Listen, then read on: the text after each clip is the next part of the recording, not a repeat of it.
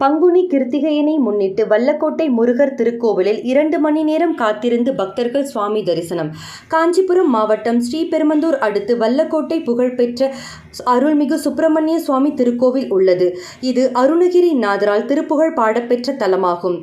பழமையான இத்திருக்கோவிலில் மாதந்தோறும் கிருத்திகை நாளில் 1000 கணக்கான பக்தர்கள் வந்து வழிபடுவது வழக்கமாகும்.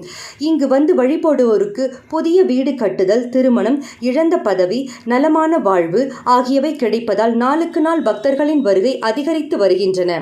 பகிரதன் என்னும் அரசன் வந்து சுக்கிர வாரத்தில் முருகப்பெருமானை வழிபட்டு இழந்த ராஜ்யத்தை பெற்றான். ஆதலால் இங்கு வெள்ளிக்கிழமை 6 வாரம் வந்து வழிபடுவோருக்கு இழந்த செல்வங்கள், பதவிகள், சொந்த வீடு, மனை ஆகியன கிடைக்கும். தேவகுருவின் வழிகாட்டுதலின்படி இந்திரன் மங்கள வாரத்தில் இத்தலத்திற்கு வந்து முருகப்பெருமானை பூஜித்து இந்திராணியை மணந்தான். இது கல்யாண பிரார்த்தனை தலமாகவும் உள்ளது. ஆதலால் 6 செவ்வாய்க்கிழமைக்கு இத்திருத்தலத்திற்கு வந்து மாலைகள் சாற்றி முருகப்பெருமானை வழிபடுவருக்கு விரைவில் திருமணம் கைகூடும். இத்தகைய சிறப்பு வாய்ந்த இத்திருக்கோவிலில் பங்குனி கிருத்திகையும் செவ்வாய்க்கிழமையும் ஒன்றாக வந்ததால் பக்தர்கள் கூட்டம் அலைமோதியது. மூலவர் ஸ்ரீ வள்ளி தேவயானை சமேத சுப்பிரமணிய சுவாமிக்கு உற்சவர் கோடையாண்டவருக்கும் அதிகாலை 5 மணிக்கு 18 குடங்களில் பால் அபிஷேகமும் நடைபெற்றது. காலை 6 மணி முதல் பக்தர்களுக்கு தரிசனம் அனுமதிக்கப்பட்டது.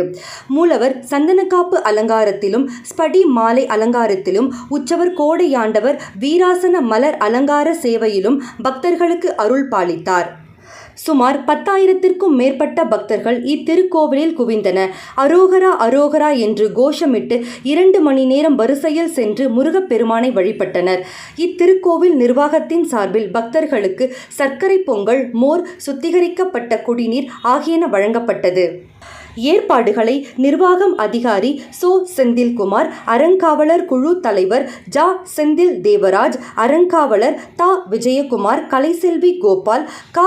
மோகனகிருஷ்ணன், பு. செல்வகுமரன் ஆகியோர் செய்திருந்தனர்.